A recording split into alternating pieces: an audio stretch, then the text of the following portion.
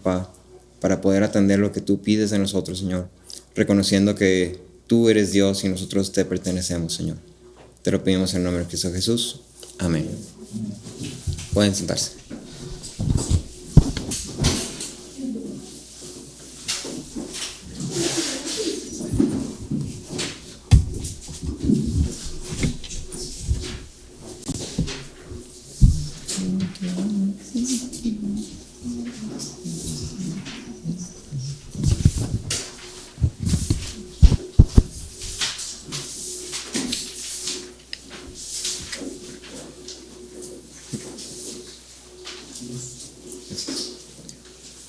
Muy bien, estamos ahora en el capítulo 15 de Juan.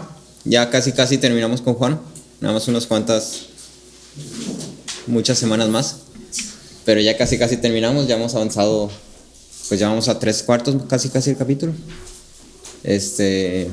Y me gustaría que hiciéramos un pequeño repaso de lo que vimos en el capítulo anterior, en el capítulo 14. ¿Sí? No sé si recuerdan cuáles fueron las ideas principales que vimos en el capítulo 14.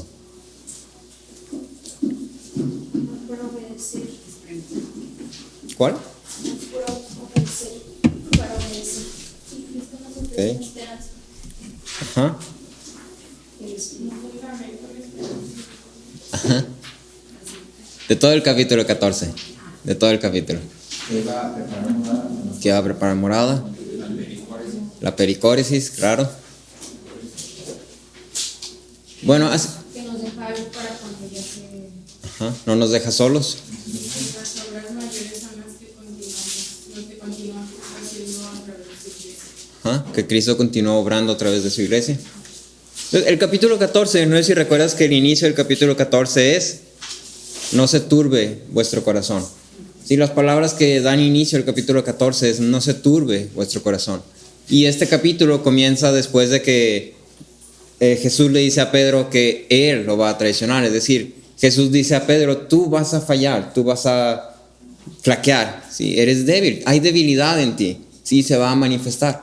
Y entonces, ante lo que ellos van a pasar, Jesús les dice: no se turbe vuestro corazón. Y entonces lo que les da es una esperanza, les da un fundamento para su esperanza, les da una dirección y les da las herramientas necesarias para cumplir esa misión.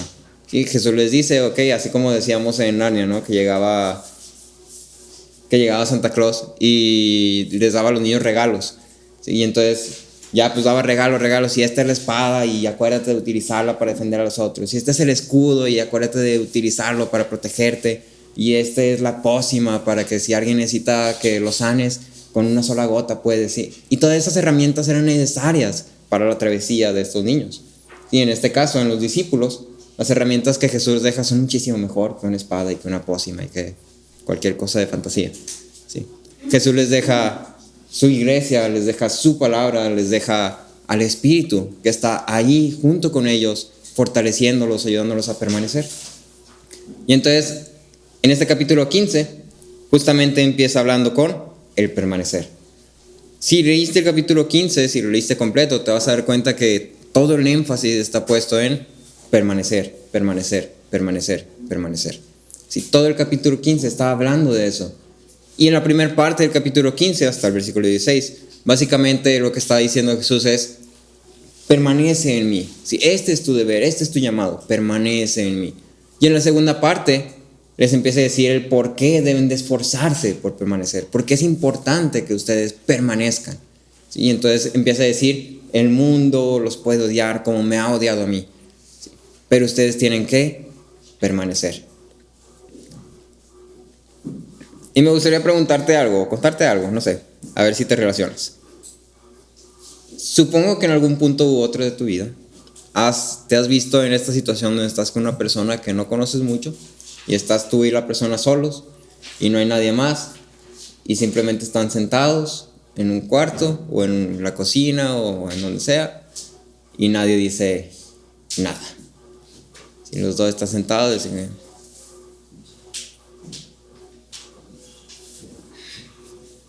Quizás este silencio incómodo, ¿no? Y entonces así como, ¿debo decir algo? O estamos en un tratado no verbal de que nadie va a hablar y estamos así de acuerdo, Telepáticamente nos pusimos de acuerdo y nadie va a decir nada. Sí, ya estamos los dos.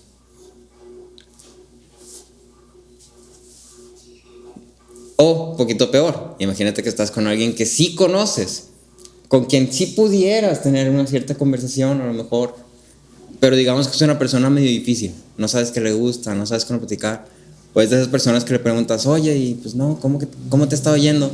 Bien. Y entonces están los dos ahí sentados en la cocina y...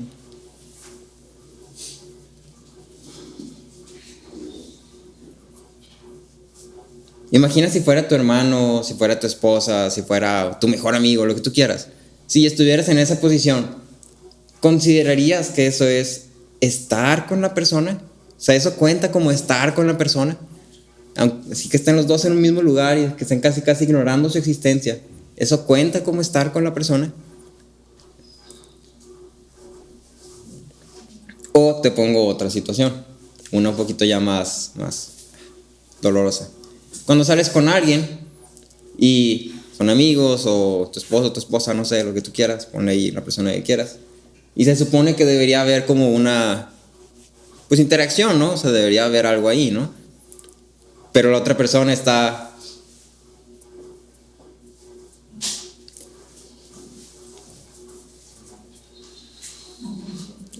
y entonces tú sientes, no, pues me está ignorando. Sí. ¿Considerarías que eso es estar con esa persona? Sí. No, ¿verdad? Claramente no es como... O sea, está, pero no estamos. Sí. Estamos, pero no estamos.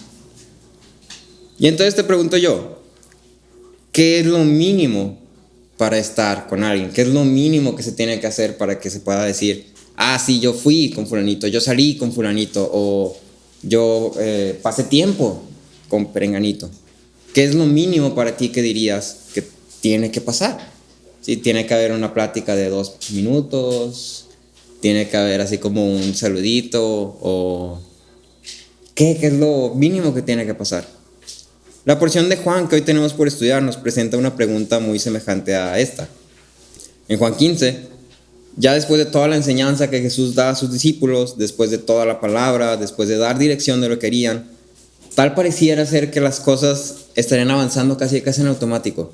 Sí, porque si recuerdas, el capítulo 14 hace este énfasis que dice, yo les voy a mandar esto, y yo les voy a dar esto, y ustedes no se preocupen, y yo voy a preparar moradas, y lo que yo voy a hacer es lo que ustedes van a tener como fundamento, y de ahí se pueden aferrar. Y entonces todo el tiempo es yo voy a hacer, yo voy a hacer, yo voy a hacer, yo voy a hacer, y yo voy a hacer, y yo voy a hacer, y yo voy a hacer. Y entonces tal pareciera ser que ya todo está hecho y entonces los discípulos tienen que hacer. No, ya todo está hecho. Tienen que hacer, soportar. Eso es lo que tendrían que hacer. Tienen que hacer, esperar. ¿Sabes? Siéntate ahí, pues espérate a que ya venga por ti al rato.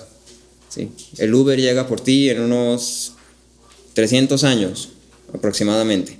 ¿Sí? Y entonces ante esta posible idea de simplemente dejar que las cosas sucedan, Jesús comienza utilizando esta analogía de la vid. ¿Sí? Y el llamado que Jesús hace es, hay algo que tienes que hacer. ¿Sí? Hay algo que todos los discípulos de Jesús tienen que hacer. ¿Sí? Entonces, en la analogía de la vid y su explicación, encontramos este llamado, encontramos las condiciones del llamado y el cómo cumplir este llamado. Entonces me gustaría que me acompañaras a ver este pasaje enfocándonos en 3 puntos. Vamos a dividirlo en 3 secciones. La primera es ¿cuál es el llamado? La responsabilidad de los discípulos. ¿Cuál es la responsabilidad de los discípulos? El segundo es ¿cómo cumplir esa responsabilidad? ¿Cómo se debe de cumplir esa responsabilidad? Y el tercero es el ejemplo que Jesús les pone a los discípulos. El ejemplo que Jesús les pone a los discípulos. Entonces son 3 partes nada más, 3 puntos. La responsabilidad, cómo cumplirla y el ejemplo que Jesús les pone a los discípulos. Y vamos a comenzar hablando con la responsabilidad de los discípulos. Ahora te pido que tengas ahí tu Biblia en tu mano porque voy a estar brincando de versículo en versículo sin ningún orden muy particularmente así en secuencia. Entonces para que trates de estarme siguiendo el paso. Lo primero que esta primera parte del discurso da a conocer está fundamentado en todo lo que ya ha sido expuesto. Principalmente, la cuestión de que la obra de salvación depende total y completamente de Dios. Todo esto que Jesús está llamando a los discípulos a hacer está fundamentado en lo que Dios ya dijo que haría, en lo que Cristo ya dijo que Él haría. Entonces Cristo dice, yo voy a hacer esto, yo voy a hacer esto, yo voy a hacer esto. Por ende, tú haz esto. ¿Sí? El nuevo nacimiento, la fe y el amor que los discípulos experimentaban y habrían de experimentar seguido de la partida de Jesús no era una cuestión de obras ni una cuestión de merecer. El porqué de su salvación es encontrado en Dios mismo y su bondad. ¿Sí? Entonces, ese pequeño así como disclaimer, ¿no? Así como una aclaración. Y bajo esa premisa de que la salvación es encontrada en Dios y en su bondad, y los discípulos han sido salvos por Dios y por su bondad, no por sus obras, es que Dios ahora hace este llamado a obrar. Los discípulos no tenían la libertad de simplemente, como ya Dios va a hacer todo, como ya soy salvo, entonces lo que yo voy a hacer es vivir mi vida haciendo como yo quiero. A final de cuentas, pues ya soy salvo. Si ya puse mi fe en Cristo, ya Dios me salvó, Él ya dijo que Él haría, y pues Dios es fiel. Y entonces yo puedo hacer lo que yo quiera, al cabo Dios es fiel, y ya dijo, entonces yo hago. ¿Sí? Los discípulos no fueron llamados a vivir esto. ¿Sí? Jesús comienza su discurso diciendo, yo soy la vid verdadera, mi Padre es el viñador. Todo sarmiento que en mí no da fruto lo quita, y el que da fruto lo poda para que dé más fruto. Ustedes ya están limpios por las palabras que les he hablado. Y en esta sección, en 3 versículos, Jesús establece 3 cosas. ¿Sí? Entonces vamos a tomar de esta analogía de la vid que Jesús hace para entender estas 3 cosas. Lo primero que establece es que es en Jesús, es en la vid, de donde proviene la vida. Es en Jesús, es en la vid de donde proviene la vida. Las ramas de la vid no tienen vida por sí mismas, ni tienen una forma de mantenerse con vida si son cortadas de la vid. Una vez que una rama es cortada de la vid, lo que va a pasar es que a los pocos minutos, a las pocas horas, se va a marchitar. Y ya no tiene una fuente de vida, ya no tiene donde jalar nutrientes, va a morir. Las ramas necesitan estar unidas a la vid para vivir. Jesús es la vid. Los discípulos son las ramas. Solamente estando unidos a Jesús es que los discípulos tienen vida. Solamente estando unidos a Jesús es que nosotros podemos tener vida. Y eso implica que solamente unidos a Él es que podemos dar fruto. No hay otra forma de hacerlo, no hay otra manera de dar fruto. El cristiano, entre comillas, que meramente imita ser cristiano o meramente imita estar unido a la vid. Entonces imagínate una vid, imagínate las ramas, imagínate una rama que se ve ahí, pues tú la ves a primera vista y dices, pues sí, es una rama de la vid. Pero en cuanto sacudes un poquito la vid, ¿qué va a pasar con esa rama? Se va a caer. El cristiano que meramente está imitando ser una rama, un cristiano, tarde o temprano va a ser evidenciado como una rama que no tiene uso ni propósito. Si me acompañas en tu Biblia a Ezequiel 15.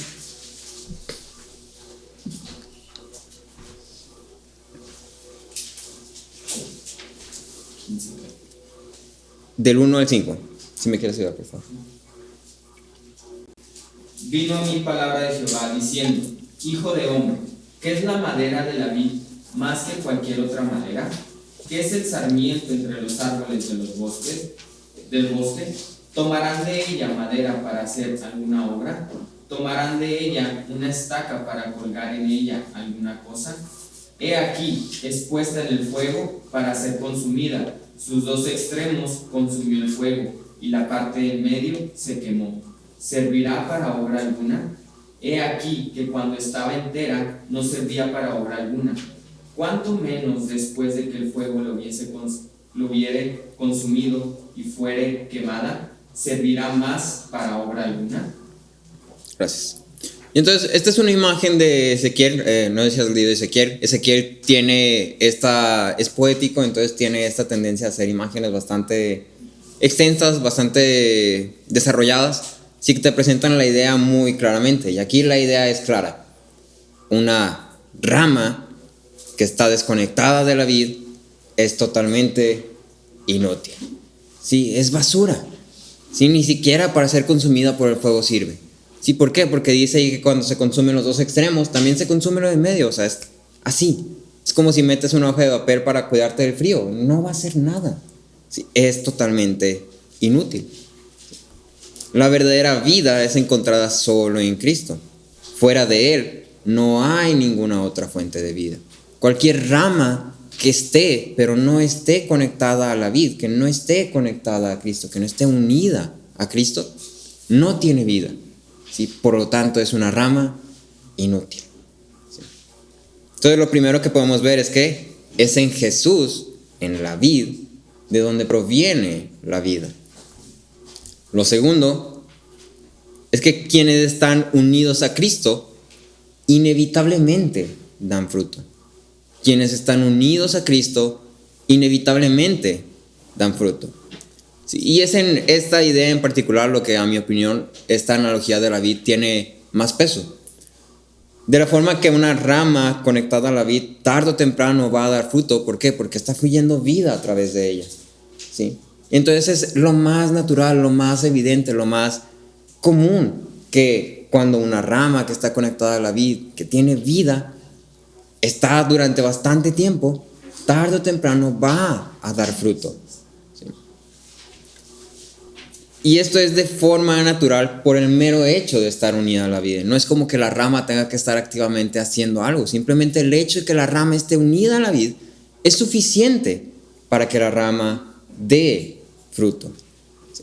Los discípulos, asimismo, por el simple hecho de estar unidos a Cristo, tarde o temprano tienen que producir fruto. Y no lo digo como tienen como un imperativo, sino tienen que en el sentido de es inevitable que lo hagan. ¿Sí? Es inevitable que alguien que está unido a Cristo produzca fruto. ¿Qué pasa si alguien está unido a Cristo y no produce fruto? No está unido a Cristo. ¿Sí? El fruto es la evidencia de la vida. ¿Sí? El fruto es la evidencia de la vida. Si no hay fruto, no hay vida. Si no hay vida es porque no estás conectado a la fuente de vida, no estás unido a la fuente de vida. Carson decía, es el crecimiento orgánico, el crecimiento interno, impulsado por la vida pulsante de la vida en la rama, y solo este tipo de crecimiento produce fruto. Crecimiento orgánico, crecimiento interno. Simplemente porque la vida está dando de su vida a la rama. Y tarde o temprano esa rama va a producir fruto. La Biblia una y otra vez nos repite esta idea de que la fe verdadera es manifestada a través del fruto. A través de las buenas obras. La fe verdadera es manifestada a través del fruto. En pocas palabras, estamos unidos a Cristo por la fe para buenas obras. Las obras no son lo que da fe ni lo que da vida. Pero Cristo, que es la vida, es lo que hace que nosotros hagamos buenas obras. Estamos unidos a Cristo por la fe para buenas obras. Y es este fruto el que testifica quién es un verdadero discípulo. Es este fruto el que distingue a un discípulo genuino de un discípulo falso. Y es Dios quien se carga de quitar lo que no da fruto de lo que sí da fruto. Si en el versículo 2 puedes leer, mi Padre es el viñador. Él va a quitar todo lo que no dé fruto. Y lo que está dando fruto lo va a podar para que dé más fruto. ¿Sí? Es Dios quien se carga de quitar todo lo que no está dando fruto. Entonces, segundo, quienes están unidos a Cristo inevitablemente dan fruto. Y tercero, el fruto es la consecuencia de la unión, no la unión del fruto. El fruto es la consecuencia de la unión, no la unión del fruto. El versículo 3 dice, ustedes ya están limpios por la palabra que les he hablado. Claramente, Jesús no estaba hablando a inconversos ni a externos, estaba hablando a sus discípulos. Uno de los comentarios que leía decía: el fruto, por supuesto, no es lo que salva. La salvación precede al fruto. Una rama debe estar unida a la vid para ser fructífera, porque una rama no produce fruto por sí misma. Si la rama debe estar unida a la vid para dar fruto. Nosotros debemos estar unidos a Cristo para dar fruto. Simplemente entiéndelo con la idea misma de la vid. La vid da vida a la rama, ¿cierto o falso? ¿Okay? La rama, con la vida que tiene de la vid, da fruto, ¿cierto o falso? Si yo te digo, el fruto da vida a la rama, no se puede. El fruto conecta a la rama a la vid, no se puede. Si no tiene ningún sentido yo cambiar el orden de las cosas, no puedo hacerlo. ¿Sí? En el momento que intento alterar este orden de la vid da vida a la rama y la rama en esa vida da fruto, en el momento que intento alterar ese orden, se pierde totalmente la congruencia, se pierde la lógica, no tiene ningún sentido. No puede una rama dar fruto para vivir, porque necesita vida para dar fruto. El fruto del que Jesús está hablando es consecuencia de la salvación, es consecuencia de la unión con Cristo. Entonces, 3 afirmaciones. Quienes están unidos a Cristo inevitablemente dan fruto. Es en Jesús de donde viene la vida. Las dije en desorden, perdón. Y tercero, el fruto es la consecuencia de la unión, no la unión del fruto.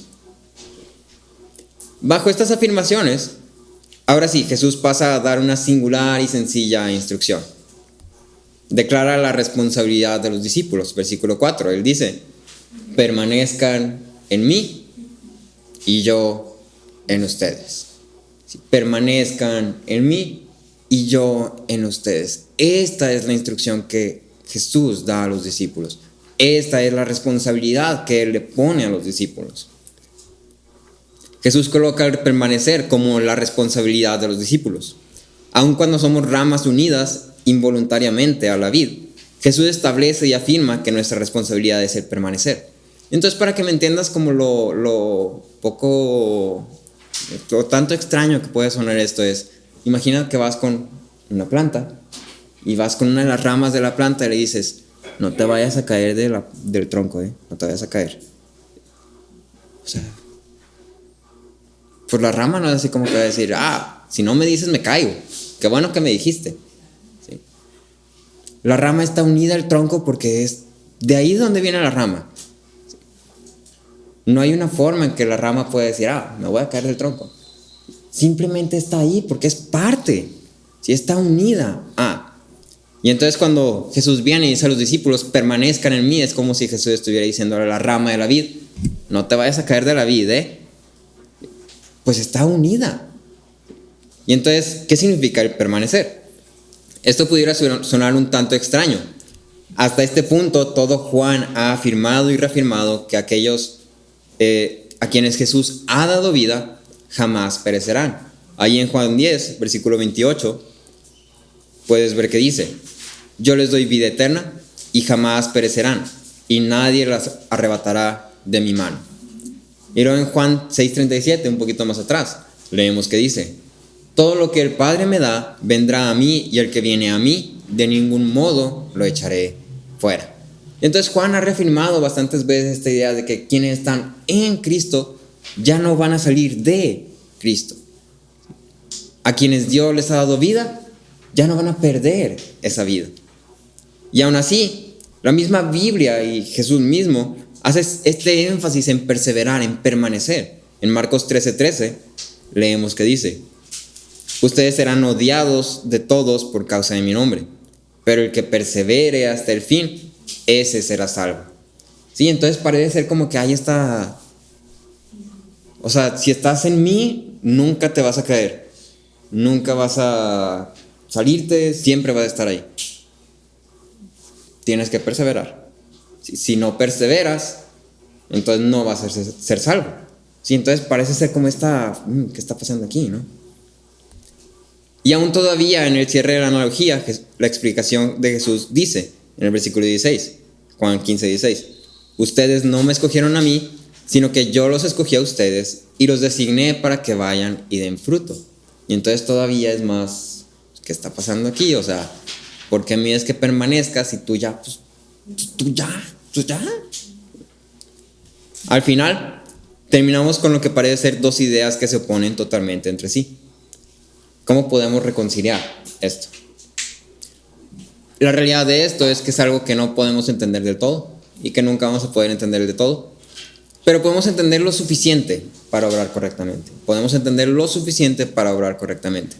Como decía Packer, la santificación, o sea, este proceso donde estamos nosotros creciendo y estamos permaneciendo, pero a la vez todo depende de Dios, es un misterio. No lo podemos entender, pero podemos entender lo suficiente para obrar correctamente. Y entonces, para responder a la pregunta de cómo reconciliarlo, te doy 3 cosas que debes de tener en mente, 3 cosas que están ahí en la Biblia y que simplemente debemos de tomar y aceptar, ¿sí? Porque están ahí en la palabra. La primera es que Dios es completamente soberano, pero su soberanía no convierte al hombre en un robot o en una marioneta. Dios es completamente soberano. Dios tiene control de todas las cosas, de todas tus decisiones, de todo lo que haces y no haces. Pero su soberanía no te convierte en un robot ni en una marioneta.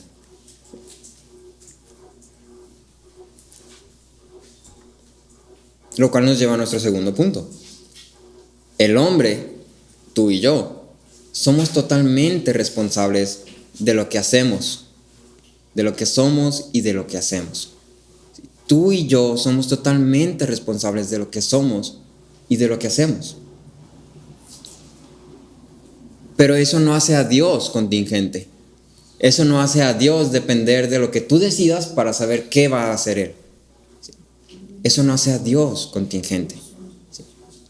Tú y yo somos responsables de lo que somos y hacemos, pero Dios no es contingente por ello.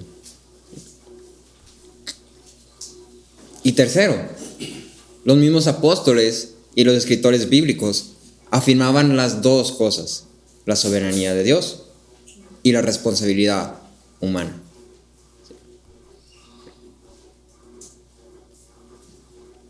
Entonces tenemos estas 3 verdades que están ahí en la Biblia. No tenemos una forma como tal de reconciliarlas completamente porque es algo que sale de nuestro campo de conocimiento, vamos a decirlo. Pero podemos afirmarlo. ¿Sí? Y al final de cuentas, tenemos claro que hay una responsabilidad que tú y yo tenemos. ¿Sí? Y me gusta lo que dice Pablo en 1 Corintios 15:10, que dice, pero por la gracia de Dios soy lo que soy. Y su gracia para conmigo no resultó vana. Y luego dice, responsabilidad. Antes bien, he trabajado mucho más que todos ellos. Su responsabilidad. Yo he trabajado mucho más que todos ellos. Y luego lo pone a la luz de la soberanía. Aunque no yo, sino la gracia de Dios en mí. ¿Sí? Y entonces Pablo dice, yo he trabajado, yo he sido diligente, yo me he esforzado, yo he hecho lo que me corresponde. Yo he cumplido mi responsabilidad. Y luego dice, pero no yo, la gracia de Dios en mí. Estas dos cosas no se oponen. De alguna forma que tú y yo no podemos entender muy bien, se complementan. Pero finalmente lo que podemos concluir es esto. Jesús ha establecido el permanecer como una responsabilidad de sus discípulos. Si eres su discípulo, ¿qué vas a hacer? ¿Qué vas a hacer? Independientemente de si entiendes o no entiendes cómo funciona la soberanía y la responsabilidad, independientemente si dicen, pues es que Dios tiene control de todas las cosas. Si eres su discípulo, ¿qué vas a hacer? Porque el que es su discípulo va a buscar cumplir con esta responsabilidad, va a buscar permanecer en Él. Entonces pasamos ahora al cómo cumplir. Espero que tu respuesta haya sido, voy a buscar cumplir mi responsabilidad. Como discípulo, mi responsabilidad es permanecer en Él. Sé que eso depende totalmente de Dios, Pero aquí dice que es mi responsabilidad y entonces yo lo voy a hacer como si yo fuera responsable de esto. ¿Sí? Porque yo soy responsable de esto. ¿Cómo? No entiendo. Pero dice que soy, lo voy a hacer. Y entonces la siguiente pregunta a responder es, ¿cómo cumplo con esta responsabilidad? Y antes de responder esa, ¿qué es permanecer en él? John Flavel, un puritano inglés, llamó una vez a los que caen lejos de Cristo amigos del verano de Jesús. Es decir, estas personas que vienen a la iglesia, que están aquí un tiempo y luego que se van y ya, nunca vuelven. ¿Sí? O estamos hablando de personas que medio están ahí, pero cuando les conviene. ¿Sí? Que van una que otra vez, un domingo sí, 3 domingos no. 2 domingos sí, 6 domingos no. Fue un mes completo y no faltó y se integró súper bien y esta persona no, se ve que va para largo y ya deja de ir. Amigos de verano, ¿por qué? Porque son solamente un periodito de tiempo. Y entonces estos son amigos que solamente duran una temporada mientras encuentran otra cosa en que ocuparse. En cuanto ya tienen algo más en que poner su atención, en que poner sus esfuerzos, entonces se dice, bueno, pues la iglesia estuvo chido mientras duró, pero vamos a lo que sigue. Cuando hablamos de permanecer, la palabra misma insinúa una estadía prolongada. No solamente una visita, ni unas cuantas visitas aquí y ahí. No está refiriendo que a veces voy, a veces no, o voy 1, 3 no. Una sí, 3 no. Una sí, no. Es una estadía prolongada. Permanecer en Cristo, en pocas palabras, es el buscar estar en constante comunión con Él. Permanecer en Cristo es buscar estar en constante comunión con Él. Y permanecer en su amor es recordar constantemente lo que Él hizo por cada uno de nosotros, por todos nosotros, su vida por nuestra salvación. ¿Sí? Permanecer en su amor es constantemente recordar lo que Él, por amor, hizo por nosotros. Brian Cosby decía, morar en Cristo, entonces, es una comunión con Cristo después de la conversión y obediencia a Él que resulta en producir fruto espiritual y experimentar plenitud de gozo para la gloria de Dios. ¿Sí? Él decía, es una comunión con Cristo y obediencia a Él. ¿Sí? Ahora, entonces ya tenemos qué es permanecer, ¿no? Permanecer es estar en comunión con Cristo, es obedecerle. La pregunta es, ¿cómo permanecemos en Él? Y hay 3 cosas en vista que Jesús establece como la forma de permanecer en Él. Y la mejor forma de entenderlo es regresando a nuestra situación incómoda del inicio. ¿Sí? Claramente, estar con alguien, como ya dijimos, implica interactuar con alguien. Si estás frente a frente con alguien y no hablan nunca y no se ven y no se topan, eso no diríamos que es estar con alguien.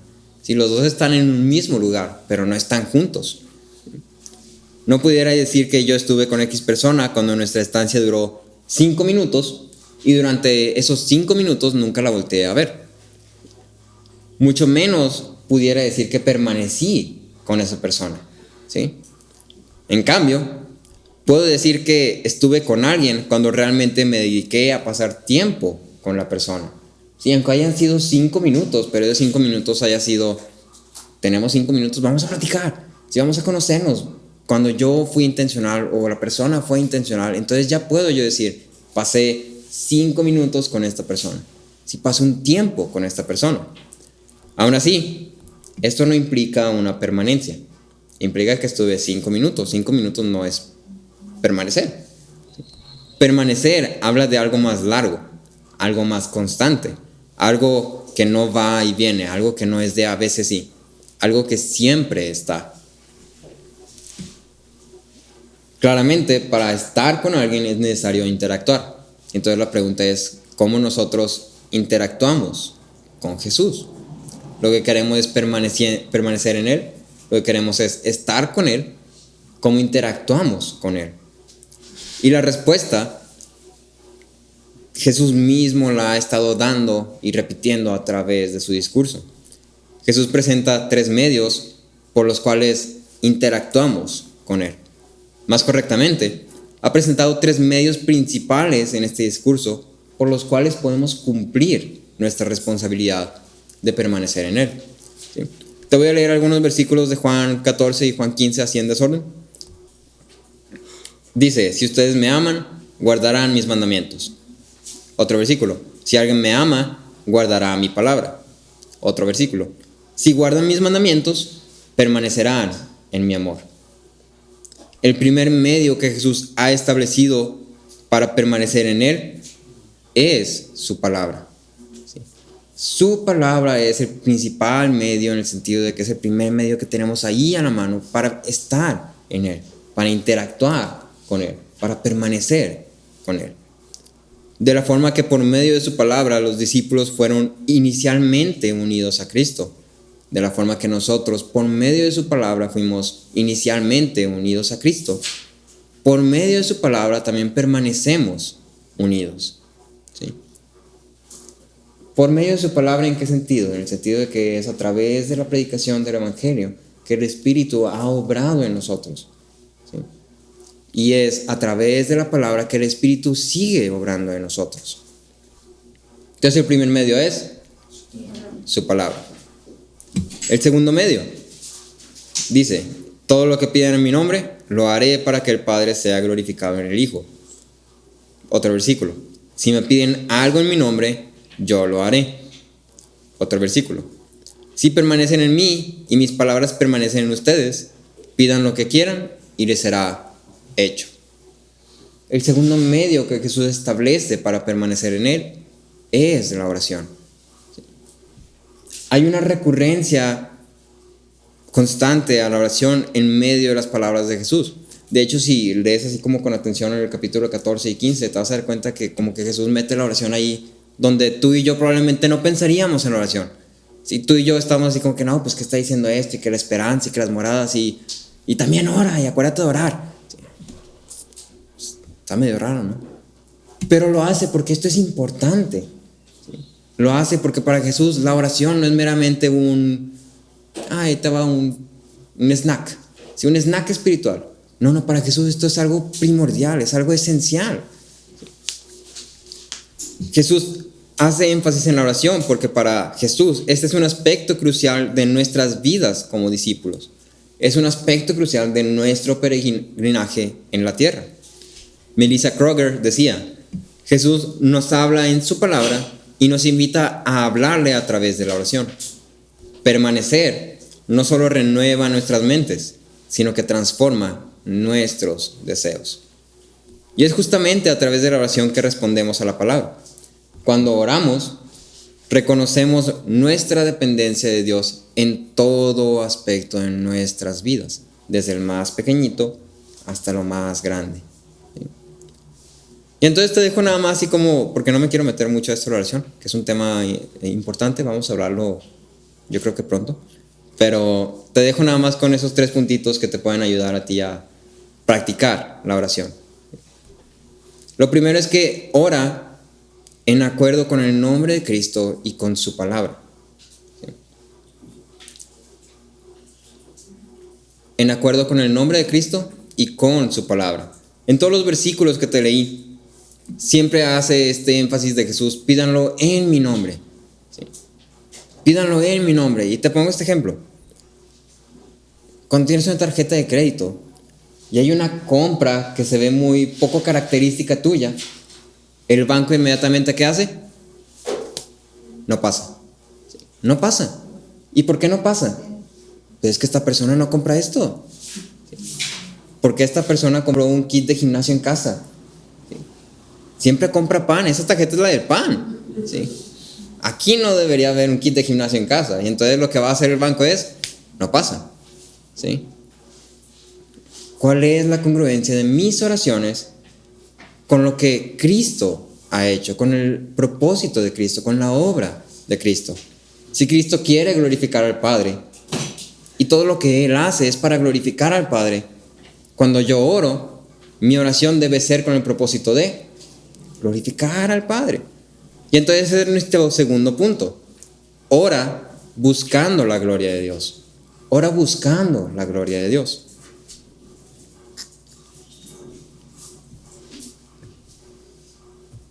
Y tercero, ora reconociendo tu dependencia de Cristo. Ora reconociendo tu dependencia de Cristo. La oración es algo esencial, es algo crucial para nuestra vida como discípulos. Sin la oración, estamos diciendo, yo puedo solo. Yo no necesito esto que tú me estás otorgando. Yo no necesito esto que tú estás haciendo. Yo puedo solo. En cambio, cuando oramos, lo que estamos diciendo es, esto me sobrepasa. Esto es más de lo que yo puedo hacer. Esto es algo que no depende de mí. Esto es algo que está en tus manos. ¿Sí? Y en ti es en quien yo confío. Y el tercer medio dice, un versículo, yo soy la vid, ustedes los sarmientos. Otro versículo, este es mi mandamiento, que se amen los unos a los otros como yo los he amado. ¿En qué está hablando? ¿Plural o singular? Plural. ¿Sí?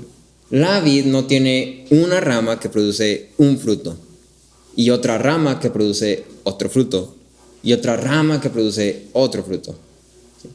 Y la vid no es categorizada como buena o mala porque una de sus ramas produzca buen fruto, ni es categorizada como mala porque una de sus ramas produzca mal fruto.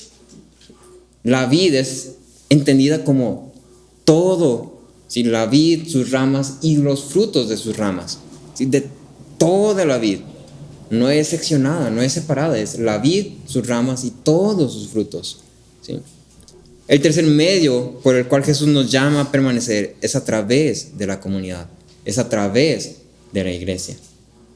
La vida está compuesta de ramas. Tú y yo somos esas ramas.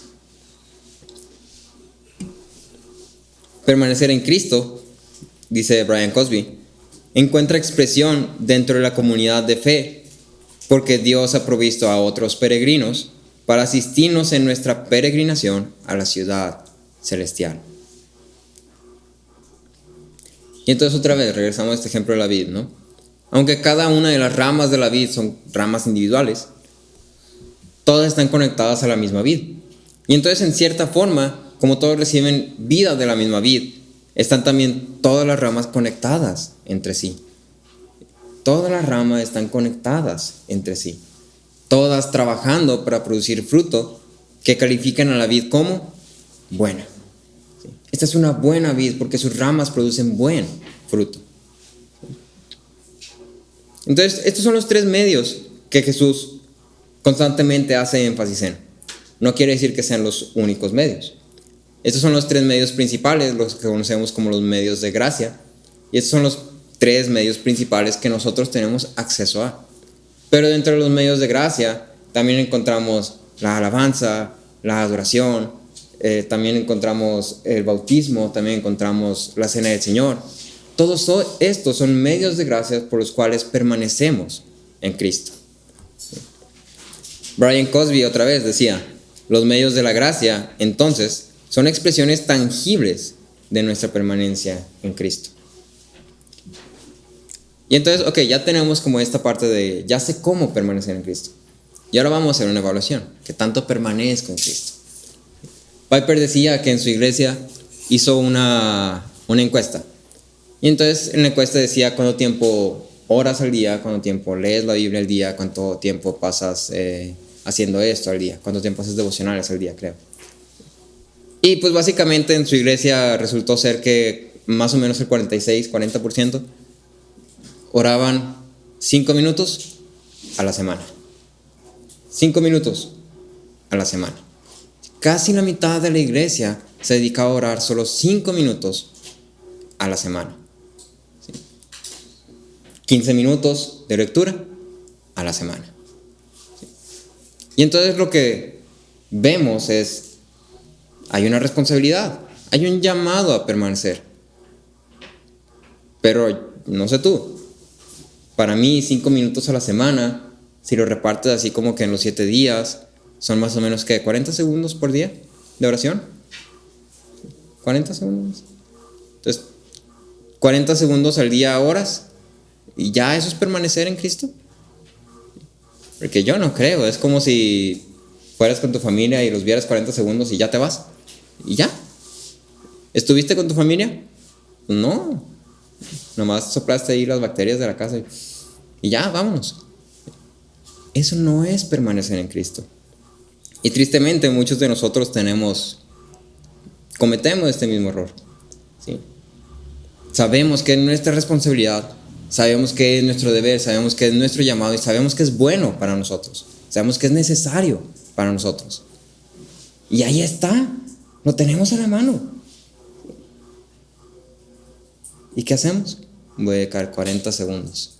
Y poquito peor, porque lo dijeras, reparto mis 5 minutos de oración a la semana, pero no es cierto. Los dejas todos para el sábado en la noche, antes de la reunión del domingo, para llegar bien santo. ¿Sí? Y el domingo en la mañana voy a andar con todo. ¿Sí? Eso no es permanecer. Eso ni siquiera es ser un amigo de verano de Jesús. ¿Sí? Piper, sobre esta encuesta, decía: Jesús tenía en mente algo mucho más extenso y más modelado de vida que las miradas rápidas que el 40% de nuestra gente da a la palabra de Dios cada día. ¿Sí? Jesús no estaba hablando simplemente de abre tu Biblia un ratito y ya vete. Permanecer implica estar constantemente ahí, siempre estar constantemente regresando ahí. Y entonces la pregunta es, ¿cuánto tiempo pasas permaneciendo en Cristo? ¿Cuánto tiempo pasas en tu lectura bíblica? Y no solo en devocionales, sino en tu lectura bíblica, meditando en la palabra, pensando en ella, reflexionando, dando un tiempo simplemente para pensar en la palabra. ¿Cuánto tiempo pasas siendo intencional en formar relaciones con la iglesia? Con aquellos que son ahora sí que asistentes en tu peregrinaje. ¿Sí? Aquellos que son de parte de tu comunión. ¿Sí? Y luego el versículo dice: pidan lo que quieran en mi nombre y les será hecho. Pero luego oramos y no funciona y es que ¿por qué no funciona mi oración? No, es que yo oro y al final digo en el nombre de Jesus Christ y no pasa nada. No, es que la oración no sirve. Pero ¿cuánto tiempo pasas en oración? ¿Cuánto tiempo pasas preparándote? ¿Cuánto tiempo pasas sabiendo cuál es la voluntad de Dios o buscando conocer la voluntad de Dios para poder orar conforme a la voluntad de Dios? Por último, tenemos el ejemplo de Cristo y el Padre. Esta relación que Jesús define con sus discípulos es en muchos aspectos paralela a la relación del Padre y el Hijo. No es igual, no debemos de considerarla como igual, pero hay ciertas características que tienen en común, que Jesús utiliza para decirles, así como esto, entonces esto. Del versículo 9 al 11 leemos que dice: como el Padre me ha amado, así también yo los he amado. Permanezcan en mi amor. Si guardan mis mandamientos, permanecerán en mi amor, así como yo he guardado los mandamientos de mi Padre, y permanezco en su amor. Estas cosas les he hablado para que mi gozo esté en ustedes y su gozo sea perfecto. Entonces los tres elementos que Jesús establece como elementos en común entre la relación de Jesús y sus discípulos y el Padre y el Hijo son simplemente tres: el amor, la obediencia y el gozo. El amor, la obediencia y el gozo. Como Jesús es el objeto del amor del Padre, el creyente es el objeto del amor de Jesús. Jesús vino y murió por amor por su iglesia. ¿Sí? Se dio a sí mismo por su iglesia. Así como Jesús permanece en el amor de su Padre por medio de la obediencia, así el creyente debe permanecer en el amor de Jesús por medio de la obediencia. ¿Sí? Carson decía: esta sumisión es un modelo para los creyentes. ¿Qué ejemplo nos dieron las Escrituras?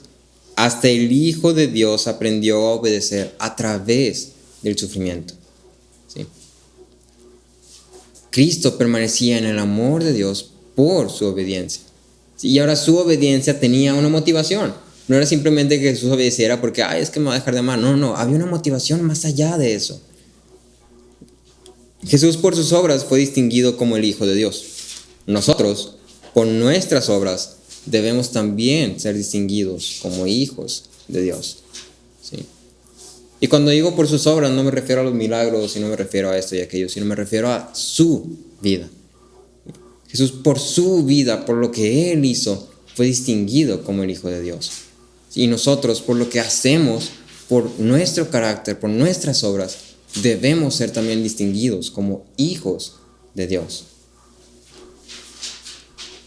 Y lo tercero es, así como la alegría suprema de Jesús está en esta relación de obediencia al Padre, la alegría suprema del cristiano está en su relación de obediencia al Hijo. La obediencia era para que Cristo pudiera glorificar al Padre. Pero en esta obediencia, Cristo encontraba gozo. Cristo encontraba satisfacción. Nuestra obediencia en este sentido es igual. Nuestra obediencia a Cristo es para glorificar al Padre. Pero en esta obediencia encontramos gozo. Encontramos satisfacción. Carson decía, el creyente es responsable de permanecer en el amor de Jesús y lo logra por medio de la obediencia. Esto no sugiere una obediencia perfecta. La rama fructífera todavía necesita ser podada y continuará requiriendo tal tratamiento hasta que Jesús vuelva. ¿Sí? El llamado que Jesús hace a sus discípulos lo podemos condensar en dos cosas bien sencillas. Somos llamados a obedecer. Y el mandamiento que Jesús le da a los discípulos para obedecer es: ámense los unos a los otros. Ámense los unos a los otros. Y el segundo es: permanece en mí para que yo permanezca en ti. Obediencia y permanecer. ¿Y qué crees? Ambas son fruto de estar unidos a la vida. Ambas son fruto de estar unidos a la vida. Ambas son consecuencias de estar unidos a la vida. Termino con esto. David Bass resumió todo esto en un parrafito que dice: por lo tanto, morar o permanecer incluye el hecho de que aquellos que permanecen en Cristo reflejarán la relación entre el Padre y el Hijo, guardarán los mandamientos de Cristo, verán sus oraciones contestadas, darán fruto que permanece, demostrarán que son verdaderos discípulos, glorificarán a Dios por la obra de Cristo en sus vidas y experimentarán la plenitud del gozo de Cristo en sus vidas. Esto es a lo que nos llama Jesús. Esto es a lo que Jesús llama a sus discípulos. Oramos. Padre, te damos las gracias porque eres bueno, papá. Te damos las gracias porque nos has dado tu palabra, Señor. Porque tú eres el dador de vida, papá, y sabemos que en ti hay vida, solamente en ti hay vida, Señor.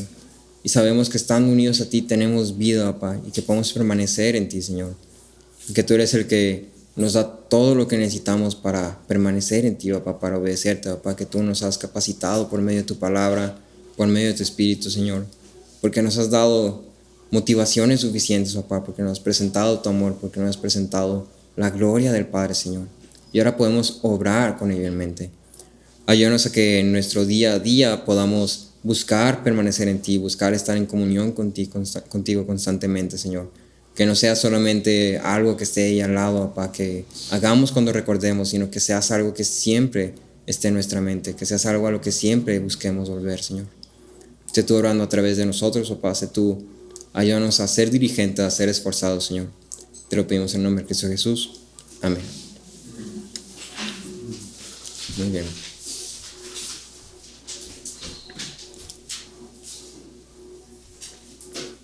Abro un espacio para